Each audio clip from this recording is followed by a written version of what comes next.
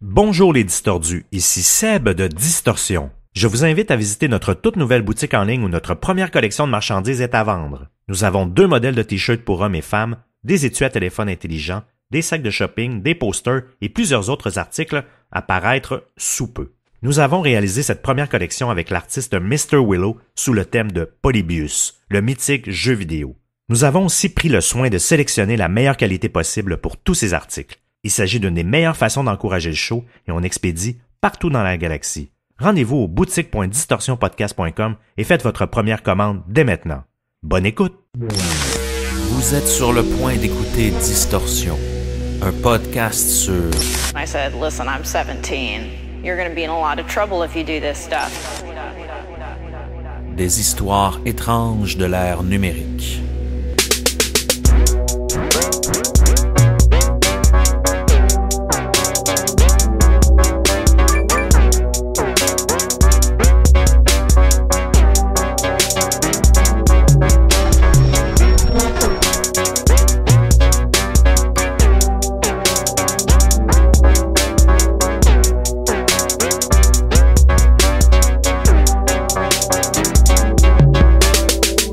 Depuis l'explosion des réseaux sociaux, il est maintenant possible plus que jamais d'établir des liens de proximité avec les vedettes.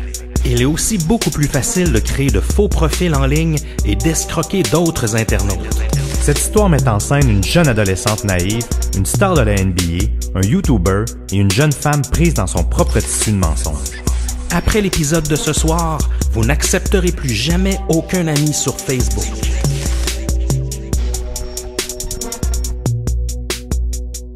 Bonsoir Émile Gauthier, comment ça va ce soir? Ça va très bien Sébastien Lévesque parce que on revient ce soir sur une histoire de catfish, oui. Donc quelqu'un qui a personnifié de faux profils sur Facebook, mais vraiment une histoire là, qui a fait énormément parler au Canada dans les médias. Oui. On veut pas trop vous en dire en introduction parce que vous allez voir, on essaie de garder le suspense. Oui, puis ce qui est fascinant, vous allez voir, c'est qu'on a l'impression que ces gens-là sont un peu des intouchables. Mm-hmm. Et on va voir que non, finalement, sont un peu sur le même pied d'égalité qu'un peu monsieur, madame, tout le monde par rapport à cette vulnérabilité-là de pouvoir se faire avoir en ligne. Oui, exactement. Et c'est pas parce que t'es une vedette, dans ce cas-ci, que t'es une star de la NBA, que t'es à l'abri non plus des faux profils et des personnes qui veulent t'escroquer en ligne. Et souvent, on le sait, c'est lorsque peut-être il y a une certaine tension amoureuse ou même sexuelle qu'on va être un peu plus proie à céder. Oui, exactement. Donc ça va être très intéressant. Donc une histoire, un genre de triangle amoureux qui implique du vrai, du faux, un tissu de mensonges et oui, des histoires croustillantes, bien évidemment. Oui, bien sûr. Je sais pas si vous vous rappelez de la série, mais en fait, elle est encore existante, la série Catfish sur MTV. En fait, que pour ceux qui savent peut-être pas, à la base, c'est un documentaire. Oui, Catfish, très bon d'ailleurs. Oui, très très bon. Si vous avez jamais vu ce documentaire-là, courez, allez le voir, ça vaut vraiment la peine. C'est un essentiel des distordus. Vraiment, mais c'est même été un des premiers documentaires. Ben en fait, je pense que c'est le premier documentaire qui adressait vraiment ce problème-là. Et ça s'est décliné en saisons à MTV. Je sais plus à combien de saisons ils sont rendus. J'ai comme 6 ou 7 dans la tête. Certainement. Et justement, à chaque épisode, ils présentent un cas de catfishing. La plupart du temps, c'est numérique ou par Internet, là, ce genre d'usurpation d'identité. Avant, c'était plus difficile, hein. Sans le web, tu peux pas vraiment te faire passer pour quelqu'un d'autre. Il y avait pas d'outils. Exactement. Nos interfaces de communication, c'était soit par des lettres ou en personne ou au téléphone. Et le téléphone, c'est quand même une voix. Donc là, ce qui fait que le web est plus facile, c'est que c'est souvent des échanges textes. Mm-hmm. Et les premiers contacts se font par des profils numériques. Donc, il n'y a pas vraiment tu peux pas avoir l'instinct d'humain à détecter ou voir quoi que ce soit qui est faux ou non. C'est vraiment ça qui fait en sorte que maintenant, c'est rendu un phénomène. Oui. Puis il y a plein de cas qui sont non médiatisés, hein, de gens qui se sont fait catficher ou avoir. Parce que ça peut même être rentable cette pratique-là. Ça devient de la fraude en ligne. Il y a moyen vraiment d'en faire des revenus réels. Mm-hmm. Puis je suis tout à fait d'accord avec ce que tu dis, Seb. Puis on sait en plus avec justement l'arrivée de l'explosion d'Instagram, Facebook, on est plus près que jamais des vedettes. Mm-hmm. ça nous arrive parfois que des gens un peu connus nous suivent et tout ça, puis on a toujours une petite réaction un peu de flatterie d'une certaine façon. Et cette proximité-là, ben justement, peut nous jouer des tours lorsqu'il y a des faux profils qui entrent en jeu. Oui, c'est là qu'il faut user un peu de son j'allais dire de son intelligence, mais plutôt de son sens aiguisé de l'observation pour s'assurer que lorsqu'on communique à une vraie personne, ça soit la vraie. Oui. Mais Instagram et Facebook, entre autres, pour ne nommer qu'eux, font en sorte quand même d'essayer d'aiguiller les gens avec le fameux crochet bleu. Qui est une verified account. Oui, un verified account qui est vraiment une vérification de l'identité. Ces gens-là, faut envoyer souvent une preuve une vraie preuve d'identité pour prouver qu'on est telle ou telle personne. Donc ça évite un peu parce que les vedettes, on le sait là, il y a tellement de clones de comptes sur Instagram et Facebook qui sont toujours continuellement en train de se battre un peu contre ça, de dénoncer des faux profils. C'est une drôle de guerre, j'appelle ça un peu une guerre, mais qui ont toujours cette gestion-là à faire malgré eux. Puis les gens, justement, c'est un peu via la naïveté des gens, puis le crochet bleu est peut-être pas assez répandu dans l'éducation numérique que si une vedette n'a pas son crochet bleu, c'est sûrement pas elle. Donc, dans ce contexte-là, c'est ce qui fait en sorte que les gens, il y a toujours des faux comptes de vedettes qui arrivent et sûrement ils doivent aller chercher quelque chose de ça. Là. Il doit avoir un appât du gain à quelque part. Absolument, absolument. On a bien hâte de vous en parler, de plonger là-dedans dans pas si longtemps.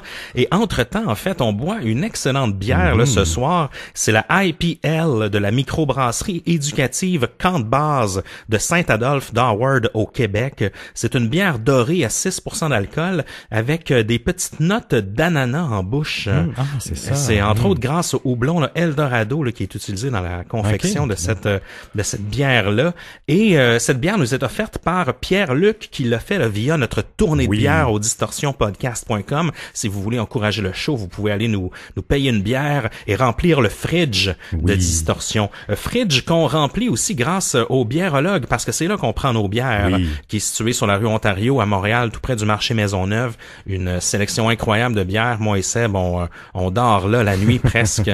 C'est une excellente sélection et bien la plupart de nos bières en fait viennent de là lorsque vous nous payez des tournées de bière.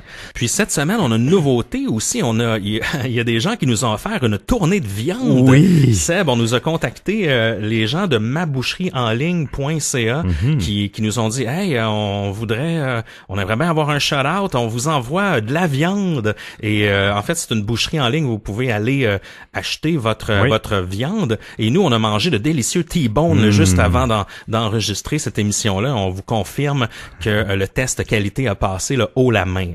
Oui, et si ça vous intéresse, en fait, de pouvoir commander votre viande, maboucherieenligne.ca offre le service de livraison de viande partout au Québec. Et pour vous, les distordus, vous avez un code promo parce que la tournée de viande, ça a des avantages. Donc, on voulait redonner aux distordus. Donc, les gens qui voudraient faire une tournée de viande, en fait, qui voudraient se commander à ma boucherie en ligne, si vous utilisez le code promo Distorsion, lors de votre première commande, vous allez obtenir un 5% de rabais. Donc, je vous invite à aller visiter. Oui, c'est quand même cool. Je vous invite à aller visiter le site Internet pour voir un peu tout leur inventaire de viande. Il y a une grande variété. Il y a du poisson aussi, il y a du canard. Il y a vraiment un peu de tout, du poulet, des choses comme ça. Des produits locaux surtout. Là. Oui, vraiment. Je vous dis, ça vaut vraiment la peine. Ils coupent les viandes la semaine même de la livraison et elles durent congelées jusqu'à 12 mois. Donc, on vous invite à aller visiter maboucherieenligne.ca. Le code promo, c'est Distorsion. Yes, shout out. Merci à vous de remplir le fridge de Distorsion, que ce soit avec de la bière ou de la viande. Oui. Aussi, merci à Kik22222 sur Apple Podcast qui nous donne une critique, une review 5 étoiles en nous disant c'est des sujets bien approfondis, hypothèses plus que plausibles, reposant sur des analyses solides pour causer une certaine dépendance. Donc, merci à toi, Kik22222. Avec tout ça, Émile, est-ce que tu crois qu'on est prêt? Oui, monsieur. Yeah!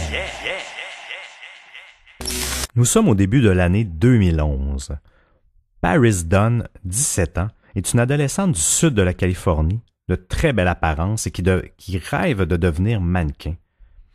Paris a toujours été attirée par les célébrités depuis son jeune âge, en particulier les sportifs. Là, elle aime bien ça. Tout en mentant sur son âge, parce que c'est une fille qui paraît quand même un peu plus vieille, elle tente souvent sa chance sur les réseaux sociaux pour séduire et approcher justement les vedettes. Un peu comme on vous disait en intro, maintenant il y a quand même une proximité avec les réseaux sociaux qui facilite ça. Là. À peu près n'importe qui, monsieur, madame, tout le monde peut décider d'écrire à une vedette. Elle fait la même chose, étant donné qu'elle a une attirance et bon, une beauté physique. Elle tente toujours sa chance. Elle a même quand même un certain succès, moins en termes de communication. Parce qu'il y a certaines vedettes aussi qui vont même se targuer là, d'avoir certaines relations avec des groupies et des fans. Bien sûr, c'est pas nouveau, hein. Si on pense aux vedettes de la musique et du rock and roll, je pense que tout le milieu artistique en a bien profité de cet attrait que le karma des vedettes, là, donc par rapport aux gens. Le joueur de basketball Chris Anderson, qui est un joueur de centre à l'époque pour les Nuggets de Denver, fait partie des prospects de Paris.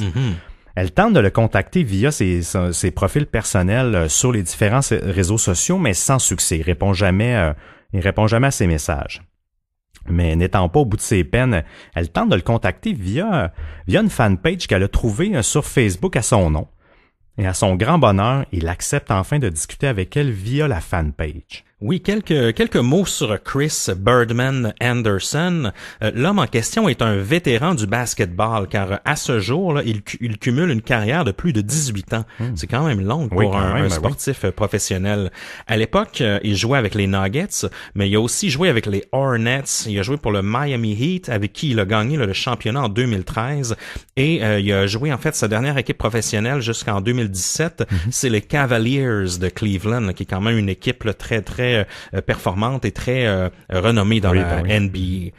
On l'appelle Birdman parce que lorsqu'il saute au panier, là, on a l'impression qu'il flotte sur l'air pendant quelques secondes. On a l'impression qu'il marche un peu sur l'air. Il y a un effet de antigravité qui est créé.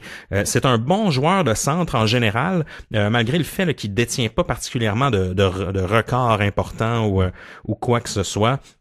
Il y a plutôt en fait un statut de star qui est dû beaucoup à son physique un peu particulier. C'est un grand blanc, je le nomme parce que dans la NBA il y en a moins. Oui, exactement, il y en a un peu moins et 65% de son corps est tatoué. Quand même, hein? Ben oui, puis il y a quand même un peu à la Dennis Rodman, il y a une attitude très rebelle puis très festive aussi. Il est reconnu pour être un gars de party. Ouais, j'ajouterais même qu'il a été suspendu de la NBA quelques années justement pour utilisation de drogue. Oui, exactement. Sa mère, entre autres, là, était membre des Banditos, là, du groupe de motards criminalisés. Quand même, hein? Oui, donc il y a quand même des liens avec des vrais bad boys. Là. Et puis après sa suspension, justement, comme tu le disais, Seb, il est retourné jouer pour les Hornets. Là. Donc ça n'a pas empêché les choses. Le lendemain de sa suspension, il y avait quand même un contrat. Puis donc, c'est quand même quelqu'un qui a joué très longtemps. Puis au moment des faits, en fait, il avait 33 ans. Du même coup, le YouTuber spécialisé en jeux vidéo Tom Tyler, son gamer tag, en fait, c'est T-Squared, contacte Paris via Facebook et prétend être un ami de Chris Anderson. Et Paris est un peu excitée et contente de ça. Elle aime le contact avec les célébrités et elle se dit, elle a remarqué que c'était un ami de Chris, donc elle s'est dit, c'est peut-être un bon moyen pour moi de pouvoir m'approcher de lui, là, parce qu'elle avait vraiment un solide crush envers Chris. Donc elle accepte la demande d'amitié de Tom Tyler et ils commencent à discuter ensemble. Quelques jours plus tard, Paris reçoit une demande d'amitié sur Facebook au nom de Chris Anderson, le fameux joueur de la NBA. Pour elle, c'est la consécration, bien qu'elle se demande s'il s'agit bel et bien de lui. Elle accepte avec joie, en fait, son acceptation, sa demande d'amitié. Enfin, elle serait pas juste fan de sa page Facebook là, à laquelle elle avait réussi à avoir un premier contact, mais plutôt elle serait à l'affût de sa vie privée sur son profil Facebook. Là. Pour elle, c'est vrai que ça change la différence. Là, une fanpage, c'est pas la même, c'est pas les mêmes choses. T'as pas vraiment de proximité, c'est une page souvent de marketing. Exact. Comparé, mais ça arrive souvent aussi que certaines vedettes, leurs pages privées sont complètement privées, c'est-à-dire qu'ils sont même pas accessibles via public et sont bien protégés. Mais dans le cas de Chris, là, manifestement, il y a du moins selon cette époque-là, selon les faits rapportés, ça semblait être le vrai. Finalement, Chris lui parle, il s'agit bel et bien du vrai Chris, joueur de la NBA. Paris est super content d'être dans une nouvelle membre de son cercle d'amis. À partir de là, la relation entre les deux commence à se développer. Fait étrange par contre, Paris, elle remarque, parce que à cette époque-là, en 2011, rappelez-vous que Messenger, Facebook Messenger, n'était pas aussi présent dans les habitudes des gens. Parce que vous avez sûrement remarqué, on texte beaucoup moins les gens aujourd'hui. On utilise beaucoup la plateforme de Messenger. Et ce qui fait qu'on a moins, aujourd'hui, on a moins besoin d'échanger le numéro de téléphone.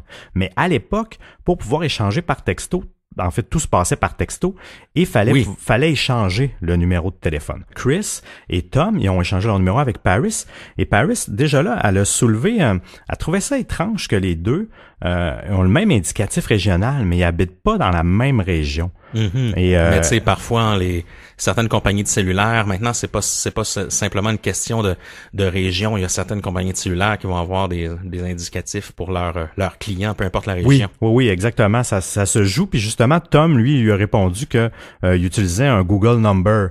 Parce qu'aux États-Unis, je sais que c'est pas au Canada, je crois qu'on n'a pas encore accès à ça, mais aux États-Unis, il y a moyen d'avoir un numéro de téléphone Google, qui est un peu comme un numéro de téléphone Skype, là, avec des numéros un peu aléatoires, là, qui sont pas segmentés, justement, avec des codes régionaux. Paris, elle accepte les explications pour elle. Ça fait du sens, fait qu'elle se pose pas plus de questions par rapport à ça. Chris et Paris se mettent à échanger au fil du temps plusieurs messages chaque jour, puis avoir de longues discussions ensemble. Et même que Chris lui envoie des selfies de lui autour de la maison, même avec son chien Pitbull Hannibal. En fait, ça me fait... Petit nom cute. Oui, ben oui. Et même dans un des messages qu'on a pu retracer, Paris lui envoie un selfie d'elle-même, puis lui répond « Oh my God ». New wallpaper dans le sens que ça va devenir mon nouveau fond d'écran. À l'époque, c'est vrai comme ça maintenant on utilise moins les fonds d'écran, bref. Puis là elle lui demande est-ce que tu aimes ça? Il dit j'adore, elle dit good. Il lui dit tu es tellement belle. Au fil des semaines, il y a une confiance qui s'établit entre les deux. On le sait, ça fait toujours un peu ça. Et des messages à connotation sexuelle commencent à émerger. Aha. Durant leurs échanges olé olé, Paris se met à lui envoyer des photos d'elle et des vidéos d'elle nues, puis même dans des poses suggestives. Chris est bien content de la chose, bien sûr. Il lui envoie lui aussi à son tour plusieurs photos de son membre en échange. Parallèlement, avec sa relation qui se développe avec Chris, son lien aussi d'amitié virtuelle avec Tom, qui sont devenus presque amis ensemble en même temps, se développe elle aussi. Puis elle développe, par contre, avec Tom, c'est vraiment une complicité amicale. Ils ont des échanges sur le quotidien, des choses comme ça. Il y a jamais de connotation sexuelle ou comment je pourrais dire, de sous-entendu par rapport à ça. Là. C'est vraiment, ce n'est que platonique et amical. On se retrouve rapidement en octobre 2011. Finalement, d'un commun accord, et n'habitant pas dans les mêmes villes, Paris et Chris décident de se rencontrer en personne pour mieux se connaître. Chris décide alors de payer un billet d'avion à Paris pour qu'elle vienne le rejoindre au Colorado à partir de la Californie où elle habite chez ses parents. Oui. Ce qui est quand même une certaine preuve de volonté de la part de Chris de vouloir l'avoir. C'est sûr que pour lui, ça doit pas être grand-chose non plus, un billet d'avion de la Californie au Colorado. Là. Elle arrive chez Chris le 7 décembre 2011, donc elle y va pour vrai, là. Et ils passent un super week-end ensemble à la maison de Chris, et évidemment, ils ont des rapports sexuels tout au long du week-end. Rappelons-nous qu'à l'époque, Paris est âgé de 17 ans et Chris en a 33, donc c'est presque le double. Il s'agit d'un terrain de jeu là, très glissant ici, là. Par contre, cette pratique n'a rien d'illégal au Colorado puisque l'âge du consentement dans cet État-là est de 17 ans. Donc, jusqu'ici, tout va bien. Durant ce week-end, Paris se confia aussi à son ami Tom et lui raconte leurs aventures. Fait important à noter, lorsqu'il n'était pas en train d'avoir des ébats sexuels, Chris passait tout son temps devant la console de jeu à jouer à Call of Duty, mais tout son temps. Ce qui est quand même assez phénoménal lorsque tu t'as payé le billet d'avion à quelqu'un. Pour une fin de semaine. Ce comportement va importuner Paris qui s'attendait à un week-end un peu plus romantique. On se rend compte que Chris comptait surtout satisfaire ses envies sexuelles pendant ce week-end plutôt que de développer une relation sérieuse avec Paris. Là, c'est ce qu'on se rend compte. Il semble y avoir peut-être même un petit malentendu. Et Chris, de son côté, n'ayant pas pris d'engagement formel avec Paris, évidemment, eh bien, il va entretenir d'autres relations virtuelles avec d'autres filles et développer d'autres relations. Là. Par erreur, il envoie un message à Paris qui ne lui était pas adressé. Et là, c'est toujours une mauvaise idée de faire ça. Hein? Et un conflit éclate alors entre elle et Chris. Elle se confie du même coup à Tom de ce qui arrive. Tom lui envoie alors les photos d'elle nue qu'elle avait envoyées seulement à Chris. C'est bizarre, ça. Ouais. Il lui mentionne que Chris envoie les photos intimes à ses amis et qu'elle risque de se retrouver sur Internet. D'où ça sort tout ça, là? De plus, Tom commençait à lui écrire à de drôles d'heures en pleine nuit et sur un ton un peu plus jaloux dans ses propos, là. Et elle n'y comprenait absolument rien à cette époque-là. Là. Ce qui est quand même un peu bizarre que ça se retourne comme ça. Là. Oui, parce que comme je vous disais, leur relation était vraiment amicale, platonique, puis il y avait pas de problème, jamais il faisait de connotation jalouse, mais là, le ton a vraiment changé, les textos la nuit, ça commençait vraiment à la déranger, là. Je lisais qu'il écrivait souvent vers 3 heures du matin, là. C'est que c'est... Généralement, c'est pas... faut qu'il arrive une urgence, généralement. Ben oui, puis rappelons-nous que la fille a 17 ans, et puis elle est prise là-dedans avec un joueur de la NBA qui, lui, en a 33, puis un YouTuber qui est aussi beaucoup plus vieux. Oui. Donc, elle se retrouve vraiment là-dedans. Ça doit vraiment être dur à gérer là, pour une jeune fille qui habite chez ses parents, là, tout cette espèce de tourbillon de trucs irréels qui lui arrivent. Ouais, effectivement. Durant le week-end, écoutez bien ça, plusieurs éléments incohérents ressortent là, de certaines discussions entre Chris et Paris, et c'est très étrange.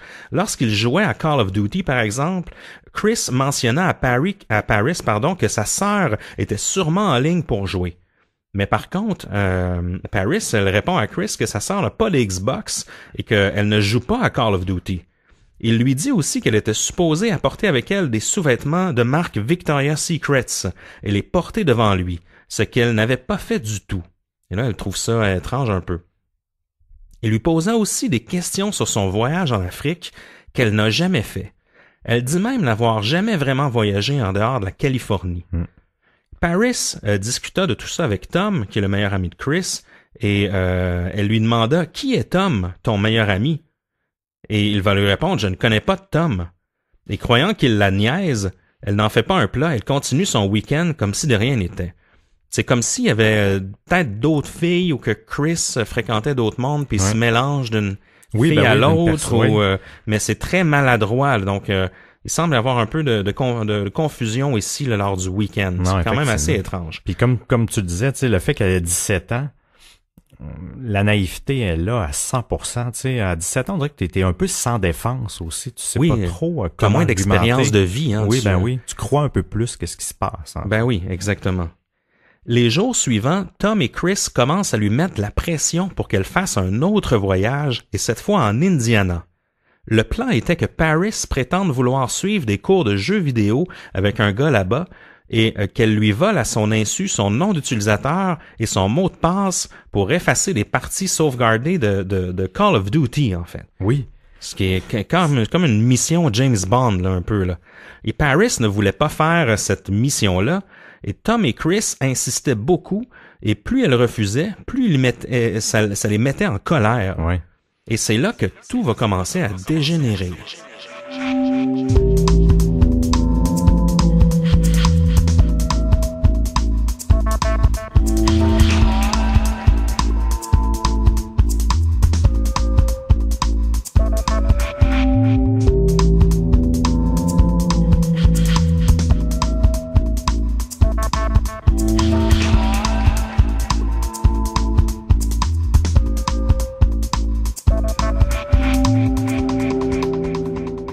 Le 16 décembre 2011, soit un peu plus d'une semaine après leur week-end amoureux, alors qu'ils sont toujours en conflit parce que tout ça s'est passé assez rapidement et que le ton a vraiment changé entre les deux, Chris commence à menacer Paris en lui écrivant « J'ai ton adresse, petite pute.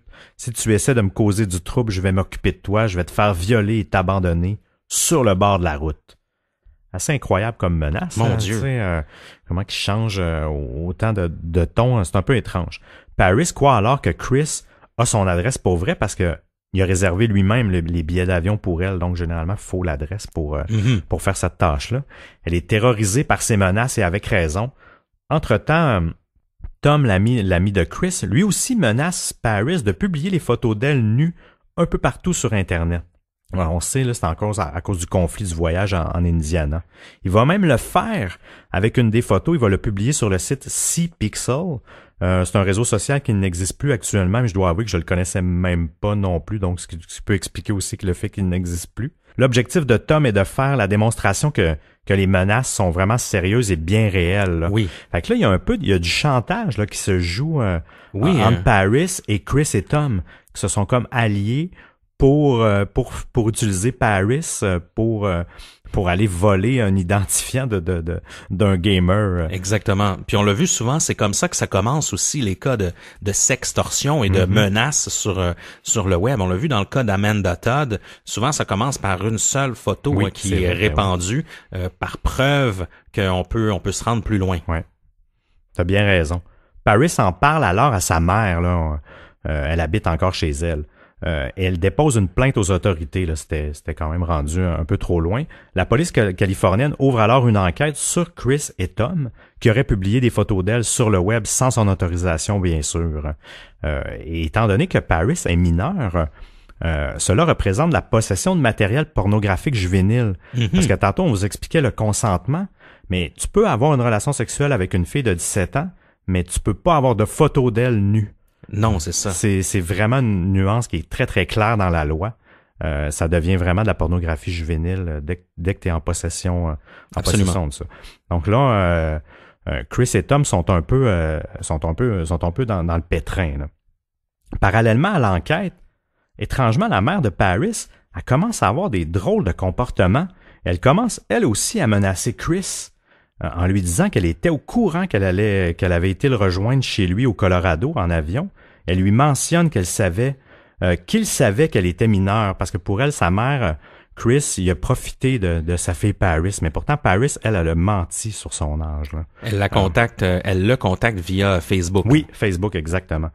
Ce que Chris ignorait, lui, il a démenti même à sa mère, il se défend que non, c'était une adulte. Là. Lui, elle a toujours menti. Et là, la mère, elle menace de tout dévoiler publiquement, sauf si il achète des items dans sa liste, liste de souhaits sur Amazon. Tu sais, la wish list là, qu'on peut se monter sur Amazon.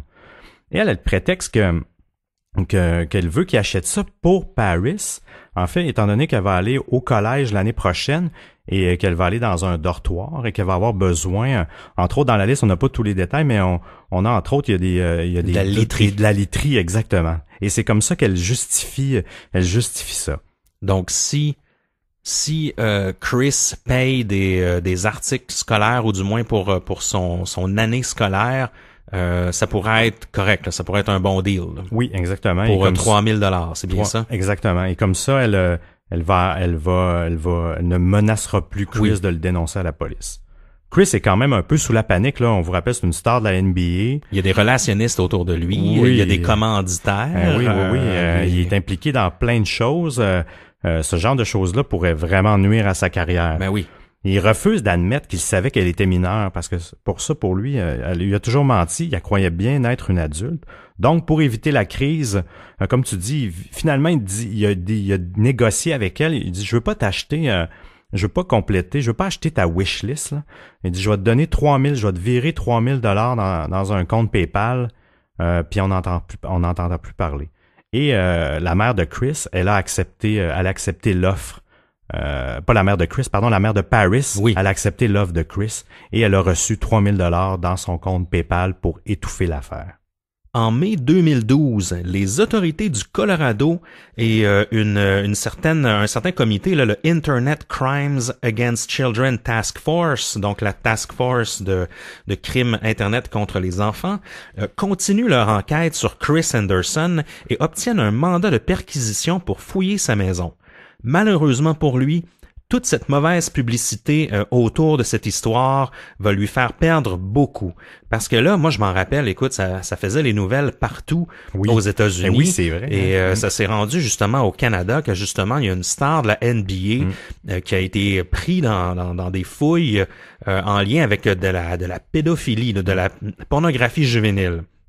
Et ça va lui nuire beaucoup. On se rappelle l'affaire Tiger Woods, on se rappelle tout ce qui arrive souvent, c'est pas le premier scandale dans le monde du sport, il y en a eu beaucoup. Lance Armstrong, entre autres, pour le dopage. Oui. Et souvent, ça joue dur, puis ça fait mal, ces scandales-là.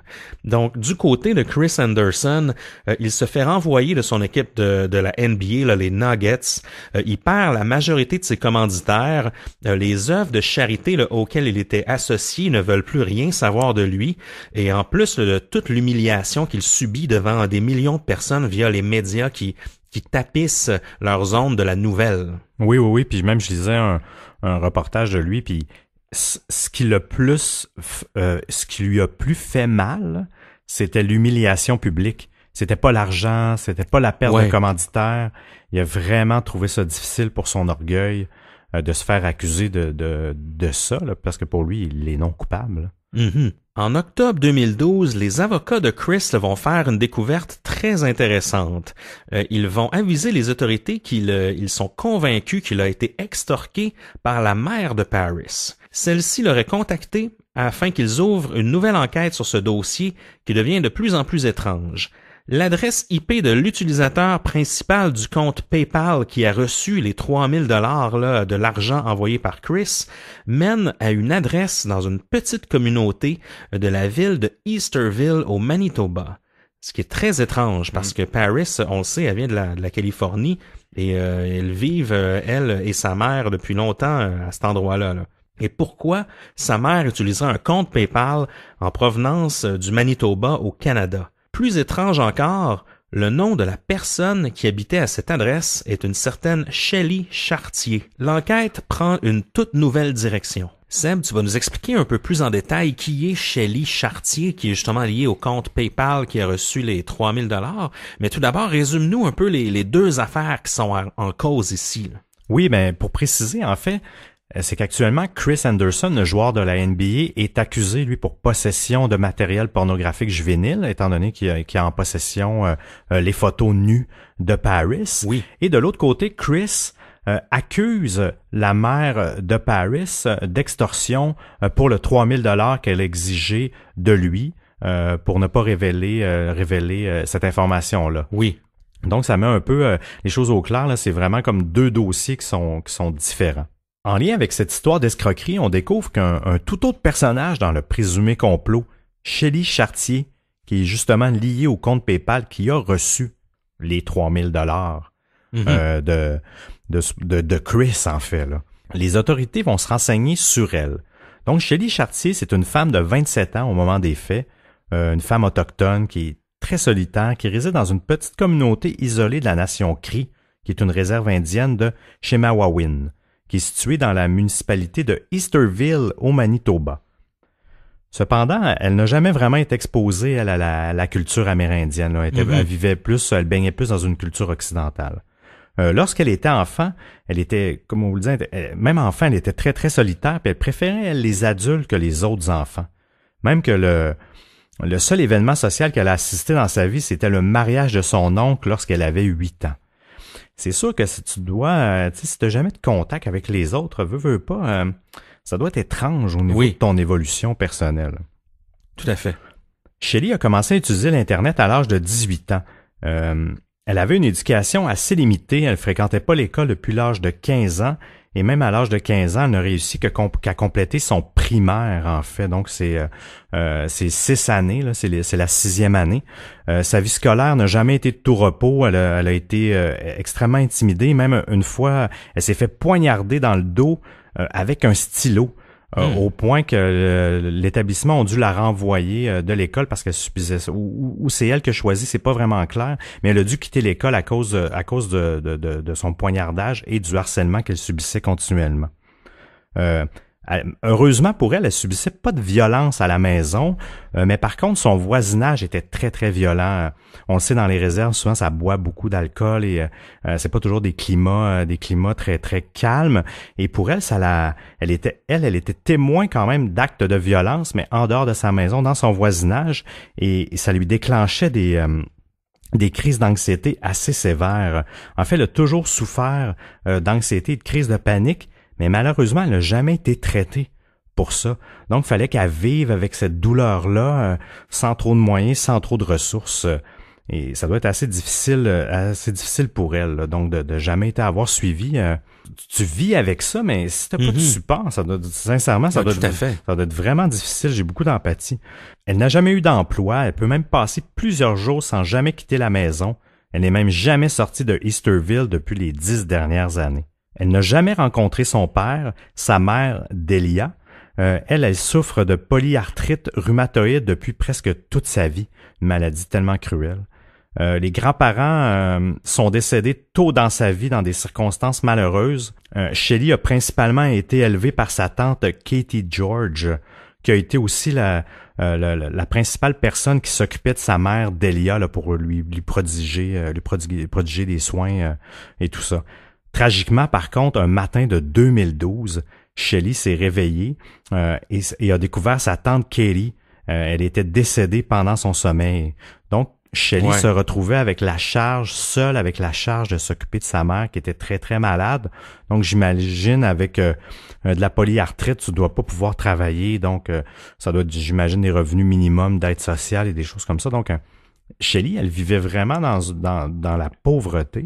Oui. Au fil du temps, pour combler sa solitude, elle s'est familiarisée avec l'utilisation d'Internet et elle a commencé à cultiver diverses amitiés en ligne.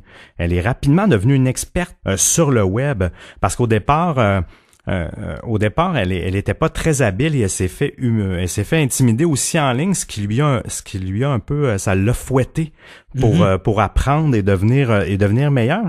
Et au fil du temps, elle est devenue très très compétente dans tout ce qui est l'utilisation des technologies en ligne. Pour combler sa solitude et sentir moins l'isolement d'une ville comme Easterville, elle a rapidement compris toutes les mécaniques sur le web pour bien se débrouiller puis pouvoir discuter en ligne facilement. Oui, ben quelques mots là-dessus, Seb, sur en général, je dirais les communautés autochtones au Canada, parce que évidemment nos auditeurs de l'Europe sont peut-être un peu moins au courant de cette situation-là, mais c'est quand même il y a eu beaucoup de problèmes de gestion des communautés autochtones par le gouvernement canadien. Dans le cas de Easterville, par exemple, pour vous mettre en contexte, là, c'est vraiment une petite municipalité. C'est situé au Manitoba. C'est surtout, comme tu l'as dit, c'est une population autochtone, le Cri, qui a été déplacée lors de la construction du barrage de Grand Rapids au Manitoba. En 2011, il y avait 71 habitants, selon Statistique Canada à Easterville. C'est peu, hein? Ben oui, c'est une petite communauté. Malgré tout, il y a quand même 2 stations de radio qui desservent la région, pas seulement Easterville, mais une plus grande région, évidemment. Et il y a un centre communautaire. La plupart des gens habitent dans des genres de remorques et les industries principales, c'est la pêche et la trappe, en fait. Vraiment la trappe d'animaux. Ouais. Et il faut vraiment se mettre dans le contexte que c'est très isolé. C'est vraiment au nord. C'est pas vraiment au bout du nord du Canada. Là, on n'est pas dans une population Inuk, mais presque. On est vraiment au nord, beaucoup de Montréal. Et ces communautés-là, en fait, comme je disais, ont été difficilement gérées par le gouvernement canadien, qui vraiment les a isolés dans des réserves, de sorte que il y a beaucoup de... eux, évidemment, se sentent généralement très peu inclus dans le Canada, et puis ils vont... vont organiser un peu leur propre communauté avec les moyens du bord. Donc, dans leur cas, à eux, c'est vraiment la vie, c'est à chaque jour, faut pêcher. C'est à chaque jour, les pêcheurs vont aller chercher des poissons, ils vont trapper des petits animaux pour faire un genre de repas communautaire et on va emmagasiner, on va tenter d'entreposer ces poissons-là et ces récoltes-là pendant les mois d'hiver et tout ça. Donc, c'est vraiment un mode de vie qui est différent d'une autre, là, qui est très technologique. De moins en moins, ils sont isolés de sorte que, bon, ils ont Internet. Tu l'as dit justement, Shelley, elle allait en ligne, elle se faisait des amis en ligne, tout ça. Mais c'est quand même des conditions de vie très difficiles et très isolées. Il y a beaucoup de problèmes d'alcool, des problèmes de dépendance aux drogues, des problèmes de jeu aussi dans les communautés autochtones au Canada. Donc, c'est vraiment, moi, personnellement, c'est un sujet qui me touche beaucoup et qui représente vraiment des vrais challenges au pays. Oui, oui, vraiment. Puis je les comprends, mais il y a une difficulté à nouveau de l'adhérence canadienne. Puis je les comprends. C'est pas, ils sont pas nés dans pour eux, c'est. Ils se sont fait conquérir. Ben oui, carrément. Même là-dessus, mais le gouvernement est un petit peu plus transparent là-dessus. Mais c'est vrai que c'est un peu gênant. S'il y a bien des choses dans le gouvernement canadien. Je trouve qu'on peut avoir un peu honte, là. Ça a été le traitement des Autochtones. Oui. Je sais que ça change de plus en plus dans les réserves, tranquillement. Eux, ils ont de plus en plus de modèles aussi, là, tout à fait. Qui ressortent, qui deviennent un peu plus des porte-paroles, des gens qui, tout en respectant les valeurs autochtones, je peux pas dire malheureusement, mais se sont occidentalisés. Mm-hmm. Mais c'est un peu le mode de vie actuel, là. Mais ça aide à ça, mais c'est vraiment un contexte difficile. Puis je peux comprendre que les gens tombent dans cette boucle-là. Là, tu dois pas. Il y a pas d'encadrement. Puis ça part des parents aussi, là. Tu sais, fait qu'il y a toute cette chaîne-là qui déboule quand les parents, eux, ont pas été. Ils ont pas de ressources non plus. Tu sais, pour les aider, les encadrer. On dirait du moins ils en ont, mais ils en ont pas des tonnes aussi. Puis ils sont pas habilités. À aller chercher les ressources parce que ça part de l'éducation. Si les gens vont pas à l'école, il y a tout ce cercle-là qui est un peu une boucle, je trouve, c'est l'œuf ou la poule. Carrément, oui. C'est vraiment difficile. Moi, j'ai énormément d'empathie pour ces communautés-là. Là. Ah oui, absolument. Puis on a tant à apprendre de ces communautés-là aussi. Le 15 janvier 2013, Shelley Chartier, la propriétaire du compte PayPal, reçoit une visite à sa maison. Les autorités obtiennent alors un mandat de perquisition pour fouiller sa maison à Easterville pour fraude et extorsion. Elle se fait arrêter au même moment qu'il fouille la maison. Elle est libérée tout de suite sur promesse de comparaître et elle doit respecter des conditions. Elle ne doit pas utiliser Internet. Au moment de la saisie, les autorités saisissent tous les appareils en fait qui peuvent avoir un accès à Internet pour pouvoir analyser les ordinateurs. Parce que là, ils soupçonnent quand même qu'il y a une fraude là actuellement au niveau bancaire. Malgré l'interdiction de cellulaire, Shelley, à peu près quelques jours après ou à peine le lendemain, elle s'est tout de suite acheté un nouveau cellulaire qu'un membre de sa famille lui a procuré. Donc déjà là, elle a un bris de condition automatiquement. Par la suite, elle a été relâchée, mais elle a été arrêtée une seconde fois après que les autorités ont pu faire une analyse beaucoup plus approfondie de ses ordinateurs et de ses téléphones cellulaires pour essayer de sortir de la preuve par rapport à l'extorsion qui aurait pu avoir lieu de sa mère envers Chris. Elle est libérée sur parole avec une interdiction d'utiliser Internet jusqu'à sa comparution en cours par rapport à cette première accusation-là. Toutefois, on va se rendre compte que, là, évidemment, les policiers, ils l'accusent, ils l'arrêtent pour cette histoire de 3000 $ versés dans un compte PayPal à son nom par Chris Anderson, le joueur de basketball. Mais jusqu'à date, cette histoire-là, ainsi que l'histoire qui lie Chris Anderson à des images de pornographie juvénile avec Paris de 17 ans, n'étaient pas nécessairement liées. Mais là, lorsqu'ils arrêtent Shelley Chartier, ils se rendent compte qu'il y a beaucoup plus derrière ce mystère-là, que les deux histoires sont étroitement liées et qu'il y a tout un tissu de mensonges et un stratagème qui vient d'être dévoilé parce que presque tout ça est faux, en fait. Tout ça est une mise en scène, en fait, orchestrée par Shelley. On va tenter de tout démêler ça. Faut tout d'abord remonter au début de notre histoire. Shelley, elle a créé 5 faux comptes Facebook. Un profil Facebook pour Paris, un profil Facebook de Tom, un profil Facebook pour Chris, une page Facebook de Chris et un faux compte Facebook de la mère de Paris. Pour commencer au départ, quand on vous parlait que Paris a eu un premier contact avec la page Facebook, la fanpage Facebook de Chris, ça a été créé par Shelley. Ensuite, l'amitié soudaine de Tom Tyler, le gamer, c'était aussi un faux compte que Shelley a créé. L'amitié soudaine du profil Facebook de Chris était un faux compte aussi qui a été créé par Shelley. Faut dire par contre que Tom est le faux compte de Tom était ami avec le vrai Chris sur Facebook, mais ils sont amis aussi dans la vie. Donc, les vraies personnes se connaissent dans la vraie vie, puis ils sont amis. Le vrai Tom Tyler et le vrai Chris Anderson. Exactement. Donc, Chris devait même avoir dans sa liste d'amis 2 amis sous le même nom. Mais il a pas, il a pas fait cette vérification-là. Ouais. Tous les messages textes, les selfies, puis il y en a eu des centaines qui ont été échangés entre Paris et Chris. Au final, la communication s'est jamais faite entre la vraie Paris et le vrai Chris. Oh mon Dieu. Ça passait toujours au travers du faux Paris ou du faux Chris que lui était ami avec la vraie Paris et le vrai Chris et qui faisait l'intermédiaire de tout ça. Et tout le monde s'échangeait ces messages-là. Ce qui, tu sais, pour Paris, elle a parlé avec le vrai Chris, puis Chris, il parlait avec la vraie Paris, puis on peut pas les blâmer. Je veux dire, ils recevaient du vrai contenu, des vrais selfies, des vraies photos.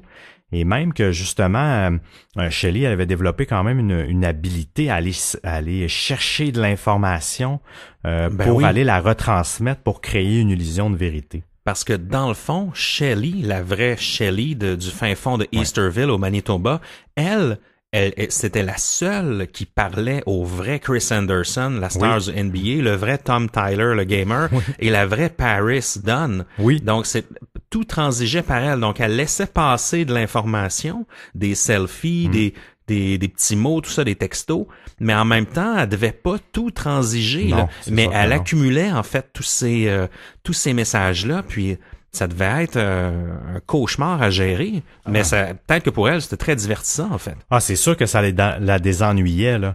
Puis tu sais, même, je me rappelle, tu sais, quand elle était, quand Paris est allée chez Chris pour vrai. Oui, parce que c'est là où j'allais t'amener. J'allais dire, là, tout ça a culminé vers une vraie rencontre dans la vraie vie. Donc, comment ça s'est organisé, ça? Mais ce qui est vraiment spécial, en fait, c'est que le fake Chris, lui, il négociait. En fait, le vrai Chris, il parlait à la fausse Paris, et la vraie Paris parlait au faux Chris. Mais avec tous ces échanges d'informations-là, au bout du compte, l'information finissait que c'est le vrai Chris qui était il était pas en contact direct, mais c'était en lien avec la vraie Paris. Puis c'est pour ça qu'il y a eu des vrais billets d'avion, puis ils se sont vraiment rencontrés pour vrai. Donc l'information pour acheter les billets a quand même transigé, puis elle s'est rendue. Là, c'est quand même, faut le faire, là, orchestrer un faux voyage avec des billets d'avion. Là. Ah oui, c'est assez incroyable. Et même pendant son week-end, Paris, elle a parlé à Tom, mais elle parlait au faux Tom, qui était Shelley. Fait que toute l'information personnelle sur son week-end, même les désagréments qu'elle a subis ou du moins qu'elle sentait un peu qu'il s'occupait pas assez d'elle et tout ça, elle le dit au faux Tom, qui est en fait Shelley, puis je le sais qu'elle l'a utilisé pour, ça lui faisait de l'information aussi pour après manipuler pour le vrai Chris. Fait que c'est tout ce mélange-là d'informations, c'est fou comment qu'elle a biaisé totalement tout le monde et tout le monde s'est fait Parce avoir. Parce qu'au final, c'est la vraie Paris qui a envoyé les policiers chez le vrai Chris. Oui. À cause des menaces. Oui, exactement. Parce que justement, toute la mise en scène du voyage en Indiana là, pour aller voler les codes d'accès du gamer, tout ça a été orchestré par Shelley. Selon moi, elle a dû avoir une chicane en ligne avec ce joueur-là à Call of Duty, puis elle a voulu les utiliser pour se venger. Ça avait rien à voir avec... Ça avait rien à voir totalement, et tout ça complètement déboulé. C'est elle aussi qui se faisait passer pour la mère de Shelley, pour la mère de Paris, qui a essayé d'extorquer le $3,000 pour une wishlist un peu étrange là, avec la literie et tout ça, qui pouvait peut-être passer pour une vraie excuse, mais elle a vraiment tout orchestré ça. Et en fait, elle a couru à sa propre perte, en fait. Parce que si c'est le compte PayPal qui a tout ouvert, en fait, qui a ouvert la boîte de Pandore, qui a pu l'amener à l'adresse IP, qui a pu l'amener à son adresse, parce que sans ça, si elle avait pas extorqué Chris de cette manière-là, je me demande où ce que ça aurait été. Chris a été blanchi de toute accusation, parce que finalement, le matériel juvénile qui est en sa possession, c'est jamais vraiment, c'est lui qui l'a reçu, mais c'est pas lui qui l'a demandé directement. Oui. Puis tu sais, même Paris, la vraie Paris lui a pas envoyé directement à lui. Fait que là-dessus, il a été blanchi. Mais imaginez si jamais on avait, si Shelley, elle avait pas eu le transfert bancaire, on aurait peut-être plus jamais tombé dessus non plus. Peut-être que l'enquête carrément. aurait tombé à plat. Il y aurait pas eu autre chose. Donc elle a voulu, je pense, aller un petit peu trop loin. Ben, elle est déjà allée trop loin, là. Mais je trouve que son désir ou pas de vengeance, mais elle voulait aller chercher quelque chose avec ça, elle a vraiment couru à sa perte. C'est ce qui explique aussi toutes les incohérences qu'il y avait lors du week-end lorsque Chris parlait à Paris de son voyage en Afrique, mais qu'elle a jamais fait de voyage en Afrique. Les ambiguïtés avec sa sœur qui joue à Call of Duty ou encore Tom qui est ce Tom. Oui. Donc toutes ces incohérences-là sont expliquées par ce tissu de mensonges qui a été inventé de toutes pièces là, par Shelley Chartier. Oui, mais il y a même eu d'autres cas qui ont été... elle a utilisé souvent le profil de Tom sans rentrer dans les détails. Même pendant 8 ans, elle a établi une relation virtuelle avec son faux profil de Tom avec une résidente du Texas. On n'a pas son nom, on a seulement ses initiales qui étaient JH, qu'elle a rencontré en 2008 sur les forums sous le faux profil de Tom. Et elle, cette femme-là résidait au Texas, mais c'était un peu quelqu'un dans la même situation que Shelley. Peu de moyens financiers, un peu plus vulnérable, mais malgré tout, ils communiquaient quand même ensemble au quotidien. Ils ont développé une relation virtuelle et par toutes sortes d'autres stratagèmes aussi, elle a réussi à extorquer de l'argent de cette personne-là et même d'une autre actrice américaine qu'on n'a pas le nom, qui est NP.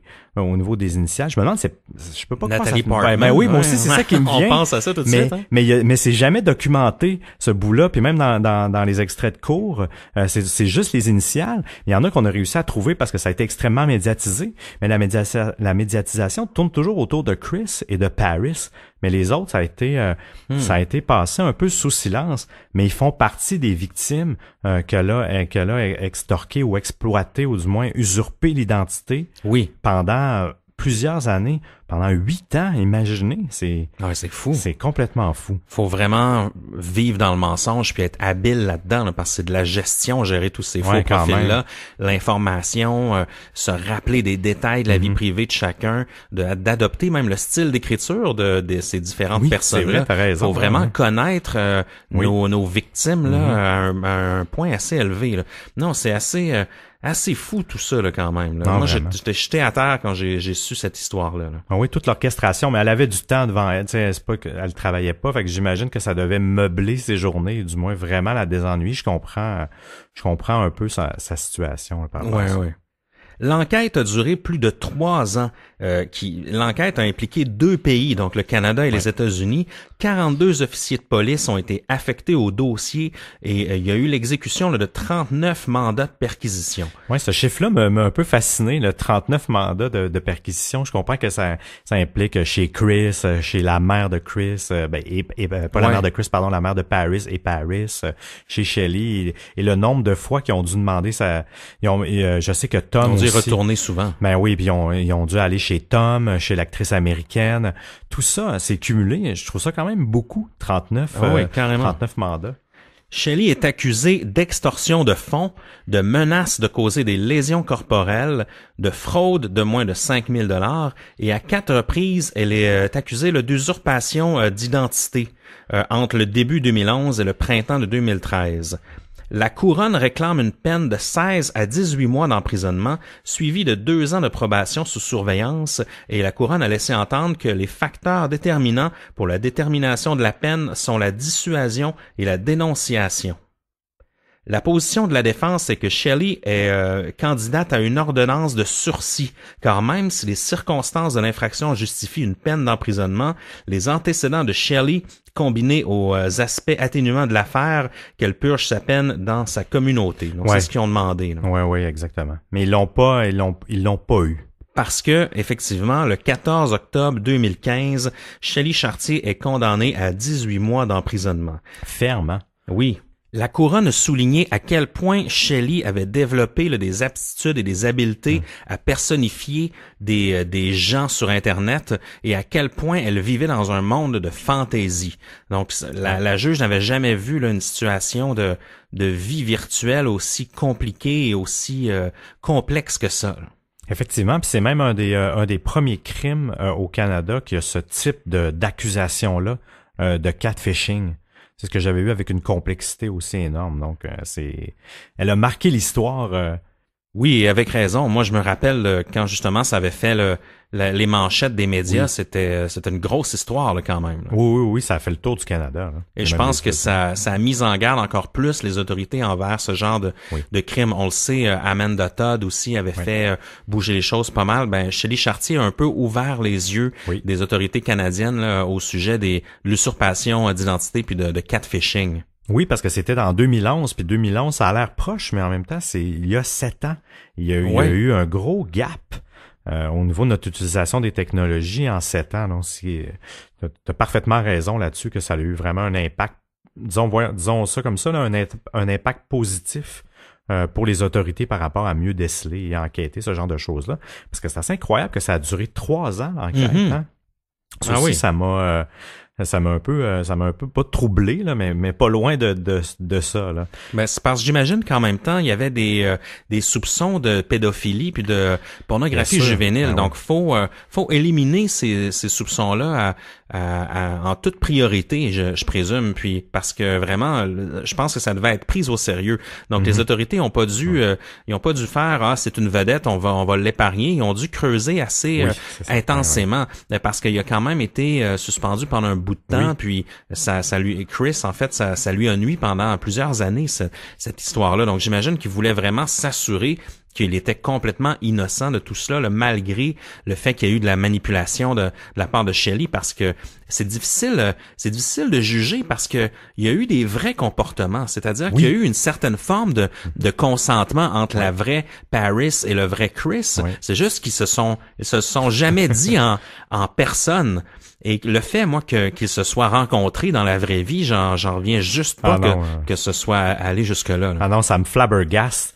Elle est intelligente, là, Shelley Chartier, là, pour orchestrer ce genre de choses-là, là, comme tu dis. C'est fou, là. Les deux, ils parlaient juste à des faux profils. Mais dans la vraie vie, ils se sont vus pour vrai. Donc, oui, exactement. T'as raison, mais légalement, ils flirtaient quand même, c'est ça, sur la ligne, mais tu sais, Chris, il a tellement perdu, puis lui, il peut pas poursuivre, il y aura pas de compensation de ça, là, même si Shelley a fait de la prison, tous les commanditaires qu'il a perdu, sa réputation. Là. C'est clair. Je suis sûr qu'aujourd'hui, il doit s'en sortir un peu gagnant, entre guillemets, parce que c'est sûr qu'au niveau de sa notoriété, ça a dû la quintupler, là. Mais quand même, là, puis même la juge le notait, que l'impact, en plus d'avoir un impact sur toutes les faux profils, les fausses identités qu'elle a utilisées, ça lui a un impact encore plus large sur tout l'entourage de ces gens-là. Donc, malgré tout, une peine de 18 mois, je sais pas si toi tu trouves que c'est sévère ou non. Moi, je trouve que c'est sûr que les circonstances atténuantes, c'est vraiment son milieu de vie. Là. Ça, je sais que la juge en a tenu compte quand même, là, que c'était une femme solitaire, qui n'a pas beaucoup d'éducation, qui provenait d'une réserve.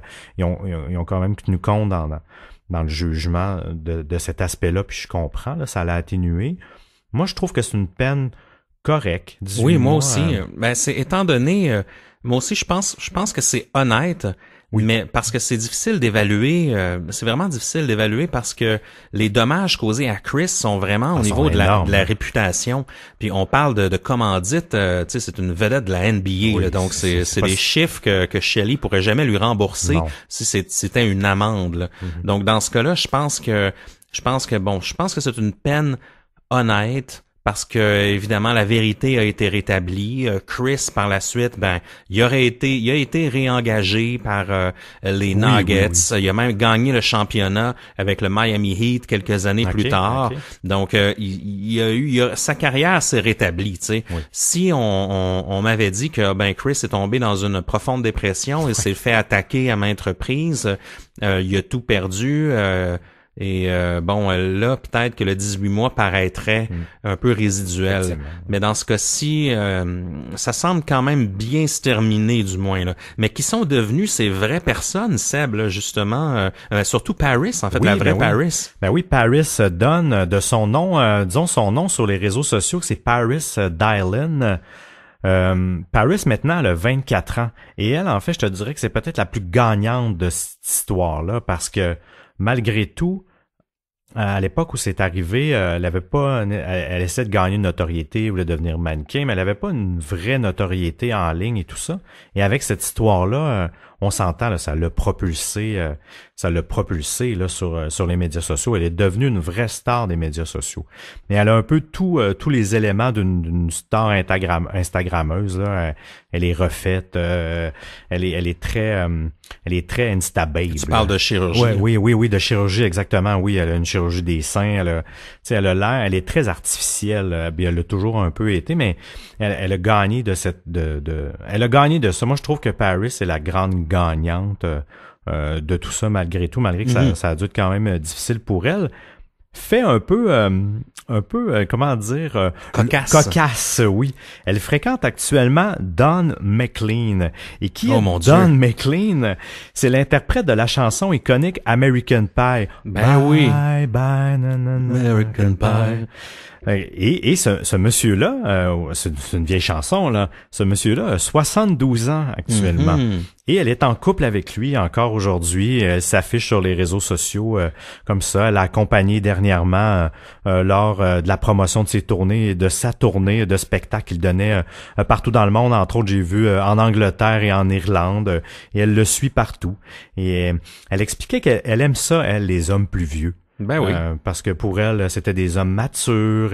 Et on en a parlé un peu de Chris Anderson. Lui, sa carrière, en fait, a continué. Oui. Je pense que maintenant, il ne joue plus dans la NBA, mais il est âgé de 40 ans, donc il a quand même eu une carrière là, de plus de 18 ans qui est c'est quand même très bien. Donc, il s'en est sorti avec quelques égratignures, mais au moins, sa carrière a repris la route. Du côté de Shelley, eh bien, tu l'as dit tout à l'heure, Seb, elle est maintenant sortie de détention, donc elle est revenue dans la même remorque, la même maison où elle habitait avec sa mère à Easterville. On l'a vu entre autres dans un documentaire de la CBC de la série Point of View qui est dédié aux communautés autochtones, qui est un documentaire quand même assez touchant en fait. Maintenant, elle est âgée de 34 ans et elle est mariée maintenant en fait. Elle a rencontré un homme, là, un habitant du Texas qui semble être quand même un bon gars quand on le voit dans le documentaire, un joueur de Call of Duty. Donc ils se sont rencontrés en ligne et puis ils ont décidé de se marier et puis c'est lui qui est déménagé chez elle à Easterville où ils vivent ensemble. En fait, Shelley, moi j'ai été surpris de voir qu'elle était très repentante, puis elle était très lucide aussi, donc elle comprenait l'ampleur des dégâts. On sent qu'elle a changé. Moi, quand je la voyais dans ce documentaire-là, je sentais pas qu'elle allait récidiver ou qu'elle avait l'air d'une criminelle là. Donc j'avais beaucoup d'empathie pour elle, j'avais une certaine pitié si on veut. Elle est retournée dans son village isolé, mais elle a un emploi maintenant en tant que commis à quelque part dans sa municipalité. Donc elle semble se remettre sur le droit chemin et moi elle m'a pas semblé antipathique là. Elle semblait moins machiavélique qu'à l'époque où elle a fait tous ces crimes-là. Exactement. Là, en fait. Mais oui, elle a dit qu'elle était, puis j'utilise vraiment ces mots, elle dit j'ai été conne et je m'ennuyais tout simplement. J'ai vraiment été conne de faire ça. Elle a vraiment utilisé ces mots-là. Puis c'est comme, je préfère entendre ça, moi, quelqu'un qui regrette, parce qu'il y en a des fois qui ont un orgueil, puis... on pourrait en nommer plein, là, même dans les cas qu'on a couverts, qui veulent pas admettre ou avouer que ce qu'ils ont fait était tort. Là-dessus, je lui donne. Puis dans les jugements, il y avait pas de crainte au niveau de la récidive, en fait. Non, c'est ça. Donc Ça semble malgré tout se terminer bien. Oui. Si vous aimez les histoires de Catfish, vous pouvez aussi écouter notre épisode sur Tall Hot Blonde de notre saison 1, qui est une histoire qui finit un petit peu moins bien que celle-ci. Mais si ça vous intéresse, vous allez sans doute adorer. C'est très de notre époque, le catfishing puis l'usurpation d'identité. On risque de couvrir d'autres sujets comme ça dans le futur. Mon cher Seb, toi, qu'est-ce que tu as pensé de ça, de te plonger dans cette histoire-là? Moi, j'ai été impressionné par l'orchestration de tout ça. Oui. Et comment que c'est facile de créer des faux comptes et de se faire passer pour les gens en allant... c'était simple, là. Elle est allée chercher des photos sur Internet. Elle a bâti des profils Facebook avec ça. Toutes les traces qu'on laisse en ligne publique peut permettre à ces gens-là de créer des faux profils. Ça m'a... Pas que je le savais pas que c'était facile, mais on dirait que personne n'ose... pas que personne n'ose le faire, mais on le fait pas, mais elle a juste osé, tout simplement. Fait un peu à noter. Une de ses premières Shelley, une de ses premières tentatives ou disons exploration d'usurpation d'identité, c'est en 2003 sur les forums de discussion. Là, il y avait pas de Facebook. Elle se faisait passer pour le rappeur Eminem. Oh. Et ça fonctionnait. Les gens communiquaient avec elle comme si c'était le rappeur. Donc c'est à ce moment-là qu'il y a eu une étincelle en elle qui s'est dit mais crime. C'est pas si compliqué que ça, se faire passer pour quelqu'un d'autre sur Internet. Je vais même une célébrité. Oui, et je vais continuer à le faire. Et ça a été vraiment la bougie d'allumage. C'était même décrit dans le document de la cour. Cet élément déclencheur-là d'Eminem. D'après moi, ils ont dû trouver ça peut-être dans son historique ou je sais pas, ou peut-être même elle selon son témoignage. Mais c'est quand même assez particulier. C'est un peu comme le parallèle, l'analogie est peut-être un peu poussée, mais les gens qui disent qu'ils tuent pour la première fois, après c'est facile de tuer. Oui. Je trouve que c'est un peu la même chose. Tu sais, elle a essayé une première fois de faire une usurpation d'identité et par la suite elle a vu que c'était pas si compliqué et ça pouvait se faire. Je dis pas que tuer est pas ça, mais souvent c'est les témoignages qu'on entend, les gens qui ont tué disent que c'est la première fois qui est le plus dur, puis qu'ensuite ça vient un petit peu plus, tu t'habitues. Bref. C'est ce que je pense. Toi, qu'est-ce que c'est-tu quelque chose qui t'a un peu traumatisé ou comment t'as perçu un peu, ça? c'est jusqu'où la chose s'est rendue. En fait, on a souvent, on connaît tous quelqu'un qui s'est fait avoir sur un site de rencontre ou sur Internet par quelqu'un qui n'existait pas vraiment. Mais là, de voir que vraiment, ça s'est rendu à un niveau où c'est passé entre les mailles là, des célébrités puis de leurs agents puis de leurs relationnistes puis tout ça.